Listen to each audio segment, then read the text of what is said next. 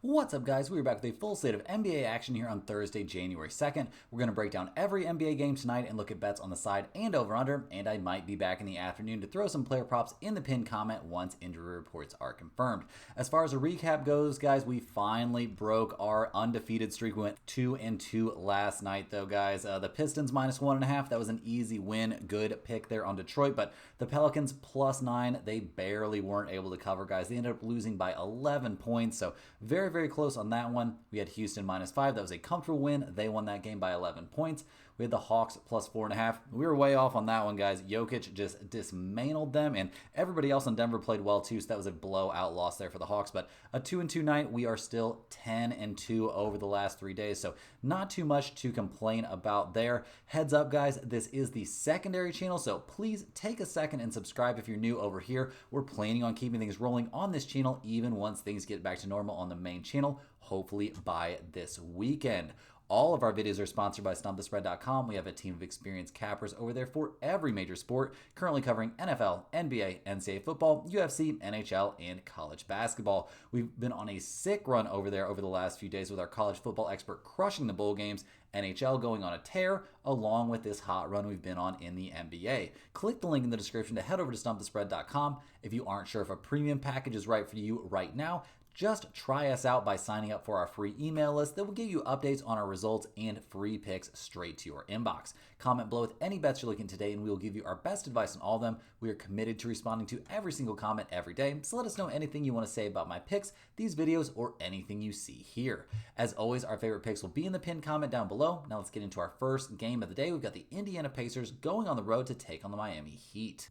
The Pacers come into this game fresh off a tough 120-112 loss there against the Milwaukee Bucks. That was the game we were on the Bucks, so no complaints there. Giannis came back for this game as we guessed that he would. We saw some struggles out there from Halliburton. He was coming off of a huge game. He did not have a good night. Mathurin did play really well. We saw another good game from Siakam. He's very solid, always playing well out there, but they just could not slow down Milwaukee. They had bad time against the Milwaukee bench, and this Pacers team is actually pretty shallow, it's looking like, so definitely reason for concern there for Indiana. They come into this game fully healthy. Obi Toppin back. He played in the last game. He's listed as fully available to play in this game as well. So at least they're at full strength now, but it has not been an easy season for Indiana. And will it get easier here? Well, they're going on the road to take on the Miami Heat, who are 17-14 on the season. They're coming off of that 119-108 win last night against the Pelicans that cost us, that we needed them to win that by one less bucket. Bam nearly had a triple-double in that game. Tyler Hero scored 32 points. He's absolutely on fire this season. It's been very impressive to see what he's been able to do, and he's been staying healthy, knock on wood, so we'll see if that continues, but very good stuff from the Heat. 12 points from Jaime Jaquez Jr. off the bench. Kel'el Ware had 10 points off the pine.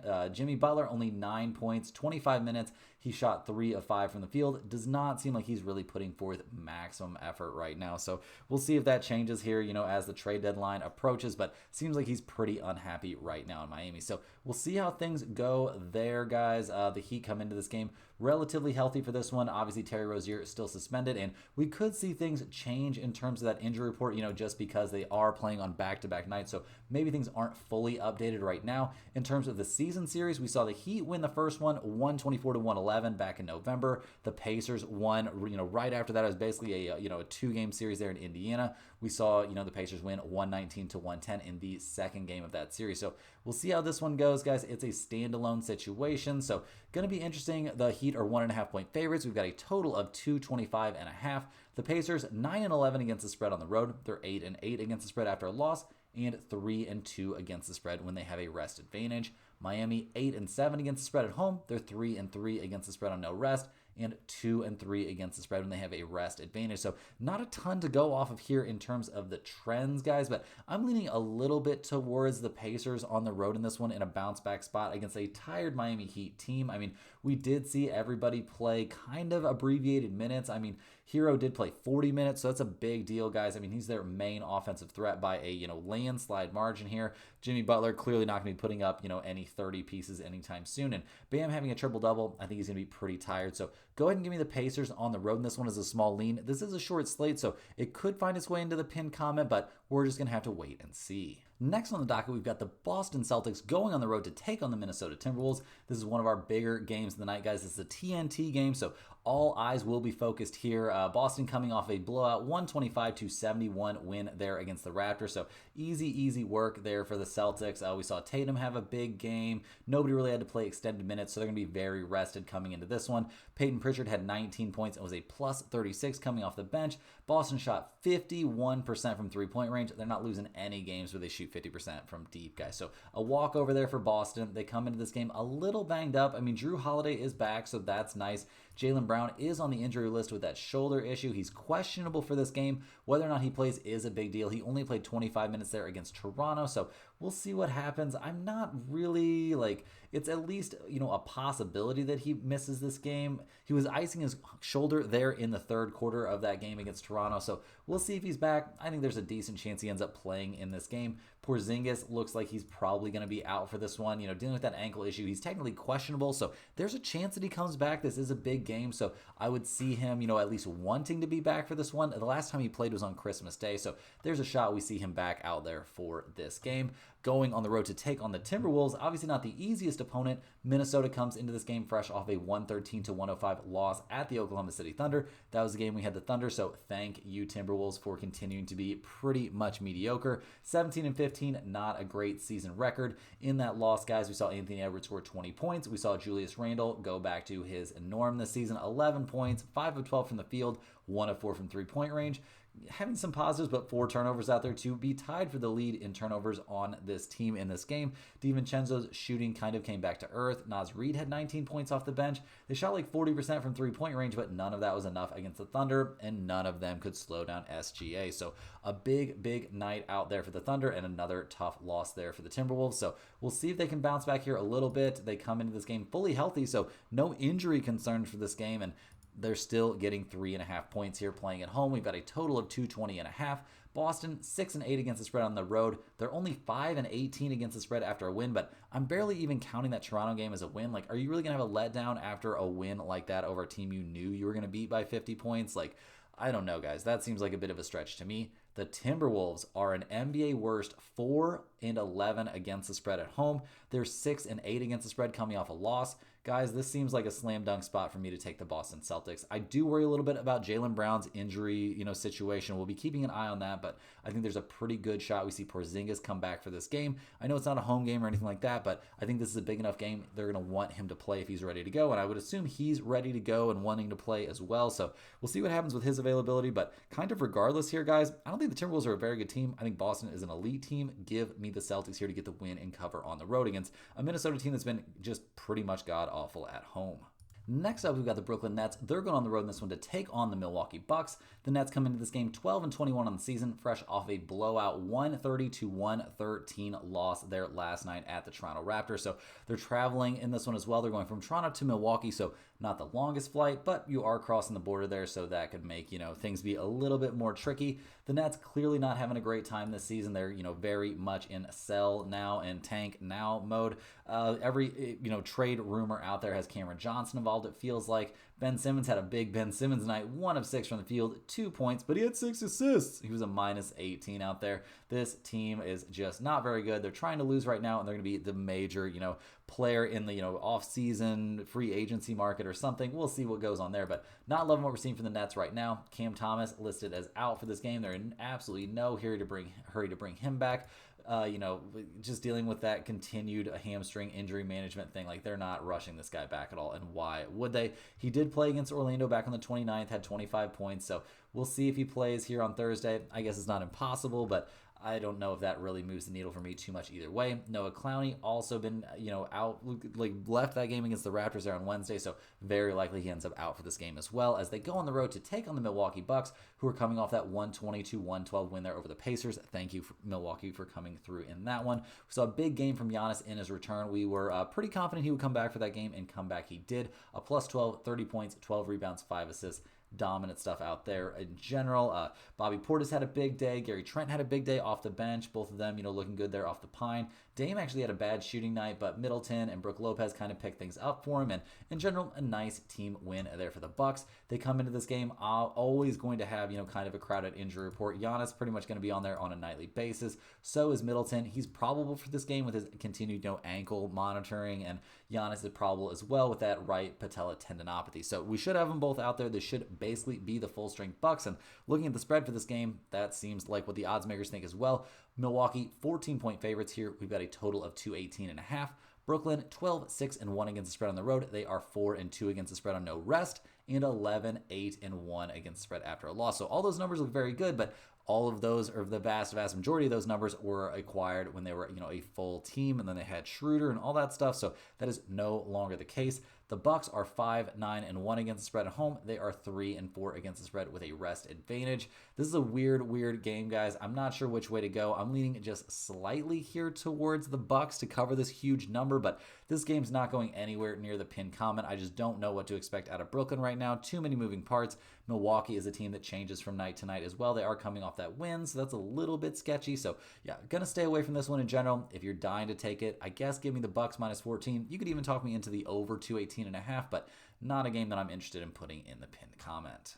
Next up, guys, we're looking at the Los Angeles Clippers going on the road to take on the Oklahoma City Thunder. The Clippers come into this game fresh off of getting absolutely dismantled there by the Spurs. We did have the Spurs in that game, so thank you, San Antonio. The Clippers came up very small in that one, only scoring 86 points in that game. Harden, kind of off night, 17 points, a -27. Norman Powell, he was coming off a massive performance. He came back to earth with 15 points. He was a -19. Nobody on the bench looked, amazing. Honestly, in a game where you get completely blown out like this, you're not going to see a lot of good numbers out there from anyone. They shot only 11 of 41 from three-point range. Just a pretty much terrible, no good, bad day for the Clippers, who are going to be more than happy to just kind of try and forget that game happened at all. They do come into this one almost fully healthy. We do see Terrence Mann still there on the injury report. He's been listed as out for this one, still dealing with that finger injury. So once that heals up, he should be back and ready to go and have this team at full strength, but that seems like that is not going to be quite happening yet. So we'll see what happens with the Clippers in this game. They don't have an easy opponent. They're going on the road to take on the Thunder, who are 27-5 on the year. They're coming off another win. They're winners of 12 in a row. Wait, that can't be right. They just lost the other day. Oh, wait, that game doesn't count because that was in the NBA Cup Championship. Okay, fair enough. Aside from that Cup Championship loss, they're on a 12-game winning streak. They just took down the Timberwolves 113-105. The game before that, they obliterated the Grizzlies. Like, this team is absolutely cruising. SGA is coming off of a 40-piece there against the Timberwolves. A team that's supposed to be able to defend the perimeter. Well, they couldn't defend SGA. Nice shooting there from, guys like, I'm not going to say Jalen Williams, but I would say Dort had a big day, 4 of 7 from three-point range from him. And overall, not even the hottest shooting night there from the Thunder, and they still get a very comfortable win. Isaiah Joe is a +20 coming off the bench. Hartenstein continues to look very good. He had 10 boards, 15 points, and was a +13 there in the starting lineup. So very good stuff across the board there from the Thunder, who come into this one looking healthy outside of Caruso, and obviously Chet Holmgren not going to be back yet. Caruso dealing with that hip issue. He's officially out for this game. Still, they want to rest him up. They want him healthy and ready to go when the games matter the most. And right now, the Thunder don't even really need him. They are cruising, and they're cruising so much, guys. They are 9.5-point favorites in this game playing at home. We've got a total here of 218.5. The Clippers 9-7 against the spread on the road. They're 7-6 against the spread after a loss. The Thunder 9-5-1 against the spread at home, and they're 17-8-1 against the spread coming off of a win. But I think we're probably going to be ignoring that, guys, and just shading here a little bit towards the Clippers. The Thunder are a team that tend to struggle a little bit against teams that have reasonable size. Zubac is a monster for this team. The last couple times they played, we did see the Thunder win. They won back on November 11th.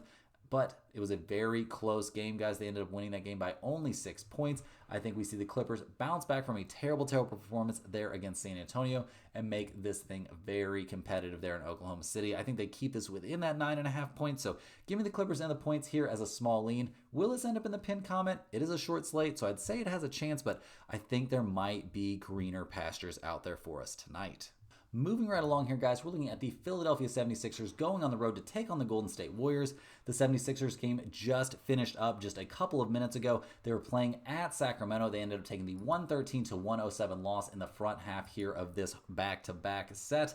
We did not see Embiid play in this game. the 76ers wasted a big game there from Paul George, one of his better games in recent memory. He had 30 points, 4 of 7 from three-point range, 5 assists, but he also had 5 turnovers in the game, 27 points from Maxey, but none of that was enough, guys. They shot nearly 40% from the field as a team, but even despite Eric Gordon putting up 14 off the pine, Andre Drummond playing some great minutes off the bench as well, just none of it was enough. 17 minutes there from Kyle Lowry. He was 0 of 3 from the field, scored 0 points, so that can't feel great. And just in general, this team doesn't feel like they have enough unless they have Embiid out there, which they are going to have Embiid out there for this one, but they struggled defensively. They couldn't slow down De'Aaron Fox or Malik Monk. Now they've got to try and slow down Steph Curry. They lost this game despite Sacramento shooting only 9 of 31 from three-point range. That's under 30%.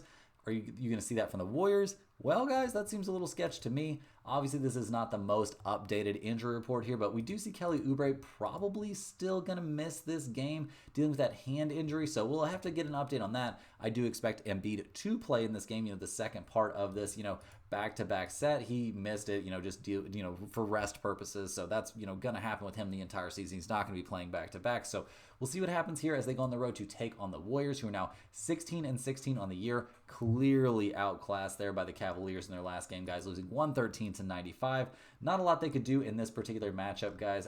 We saw Steph have a pretty bad day, only 3 of 11 from the field for 11 points. Moody actually led the team there, him and Kuminga, having 18 and 19 points respectively there off the bench, but Golden State shot only 9 of 38 from three-point range. They did actually manage to out-rebound the Cavaliers by the end of the game, which is a little bit surprising, but they couldn't slow down Mitchell or Garland, and they had no answers there for Evan Mobley or, Jarrett Allen on the interior. So, yeah, just a tough day out there for the Warriors. They're going to be trying to bounce back here. They come into this game with, both Steph and Draymond on the injury report, so that's a bit concerning. Steph questionable with a right thumb sprain, so that we're going to have to definitely monitor. Draymond is probable for this game with a back injury, but I think there's a pretty good chance we see both of those guys play. This is a TNT game, so that might matter a little bit, maybe not as much, guys like Steph and Draymond who have seen it all and done it all at this point, but looking at the numbers here, the Warriors are 2.5-point favorites. That makes me think we're going to see Steph Curry play in this game.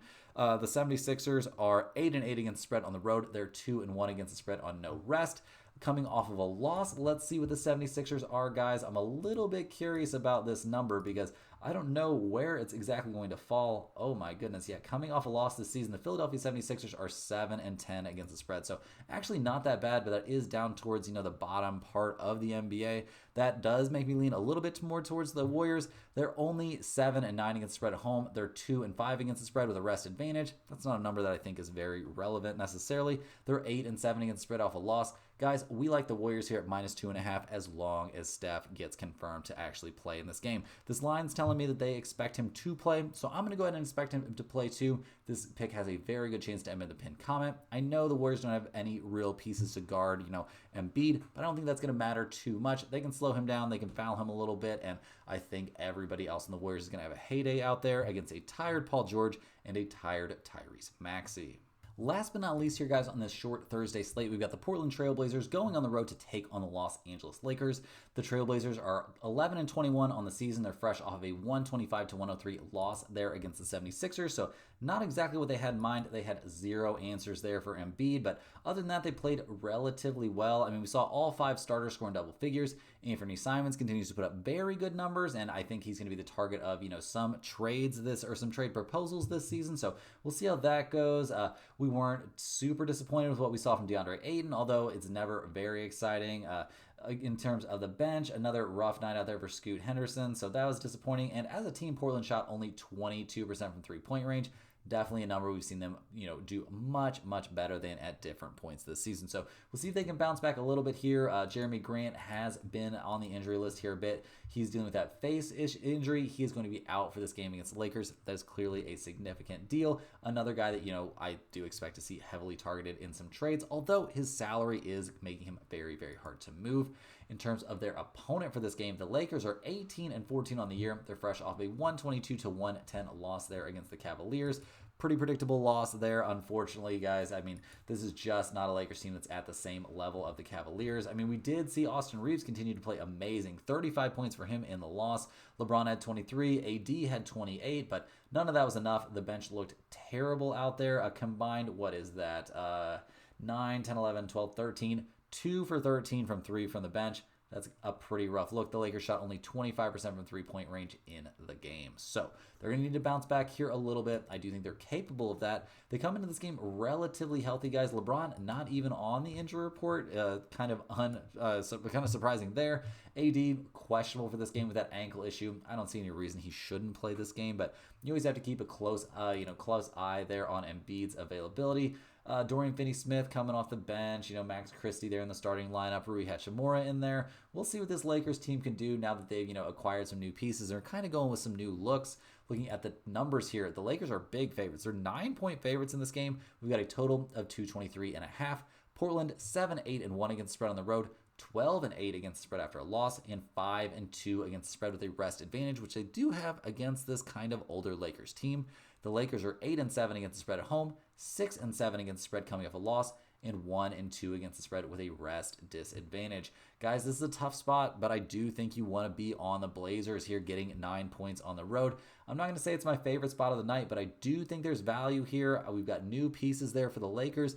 They've got some moving parts. I do wish Jeremy Grant was playing in this game for Portland, but I do feel like they keep it competitive here. So this is a play that, is a little bit of a stretch, but I do think it has a shot to end up in the pinned comment here. Probably not going to be as many plays in the pinned comment as you're used to seeing just because it's such a short slate. Like, we've only got 6 games to pick from here, and I don't want to be steering people wrong with games, that I think are borderline. So we'll keep an eye on there. We may have some, notes next to the pinned comment play, just letting you know what you need to be aware of if you're going to be wagering on these games. But I appreciate you watching. That's all that we have for today. Hit that like button for good luck on all of your bets. Subscribe to this secondary channel if you're new. I know most of you are new here, so let me know what you think in the comments and subscribe down below. I answer all comments, so definitely get in there with anything you want to ask me. I appreciate you watching. Please click the link in the description to check out stumpthespread.com. We have a lot of useful information over there. You can get on that free email list. You'll get free picks, usually not even NBA picks, or usually not picks that I've made videos about. Like, often it can be hockey picks, college basketball picks,